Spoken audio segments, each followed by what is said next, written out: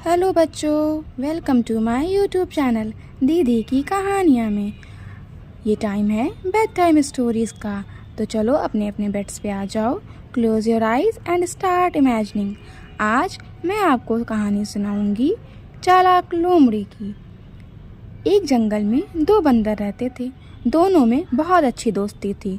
दोनों साथ में घूमते थे, खाना ढूंढते थे, खाते थे और आराम से रहते थे। एक दिन की बात है, एक बंदर को एक बहुत बड़ी रोटी पड़ी हुई मिली। उसने कहा कि अरे देखो, ये तो रोटी है। और दूसरा बंदर भी वहाँ आ गया। अब दोनों बंदरों में लड़ाई होने लगी कि रोटी पहले किसने देखी और कौन ज़्यादा खाएगा। ये सब चीज़ एक लोमड़ी दूर से देख रही थी।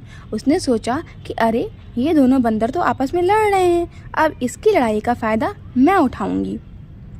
वो वहाँ पे पहुँची और उसने पूछा, अरे बंदर भाई, क्या हुआ? तुम दोनों आपस में क्यों लड़ रहे हो? तो बंदरों ने उसे पूरी बात बताई कि ये रोटी मैंने देखी थी और अब मुझे खानी है। दूसरे बंदर ने कहा, नहीं नहीं, ये रोटी तो मैंने देखी थी और मुझे खानी है।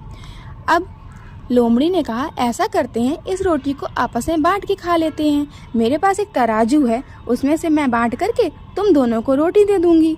बंदरों को ये बात समझ में आई। बंदरों ने कहा, ठीक है। लोमड़ी अपना तराजू लेके आई।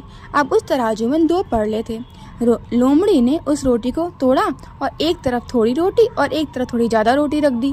अब जिधर ज़्यादा रोटी थी तो उधर का परला भारी हो गया और वो परला नीचे की तरफ जाने लगा। लोमड़ी ने कहा कि अरे इसमें तो थोड़ी ज़्यादा रोटी हो गई है, चलो मैं इसको खा लेती हूँ तो परला बराबर हो जाएगा। उसने तोड़ करके वो रोटी खा ली, लेकिन इस बार उसने ज़्यादा ही रोटी खा ली तो इधर वाला परला भारी हो गया। ऐसे करते करते कभी वो इधर की रोटी, इस परले की रोटी खा रही थी, कभी वो उस परले की रोटी खा रही थी और दोनों तरफ की रोटियां वो ख़त्म कर गई और तुरंत जल्दी से खा के भाग गई। बंदर एक दूसरे का मुंह ही देखते रह गए। उनको समझ ही नहीं आया कि क्या हुआ।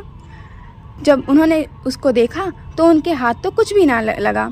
इससे हमें ये पता चलता है कि जब भी लड़ाई हो आपस में दोस्तों में तो हमें तीसरे की बात नहीं सुननी चाहिए और खाने पीने की चीज़ों को थोड़ी ना लड़ाई करनी चाहिए। किसी ने ज़्यादा खाया तो क्या ही हो गया, ज़्यादा खा लिया।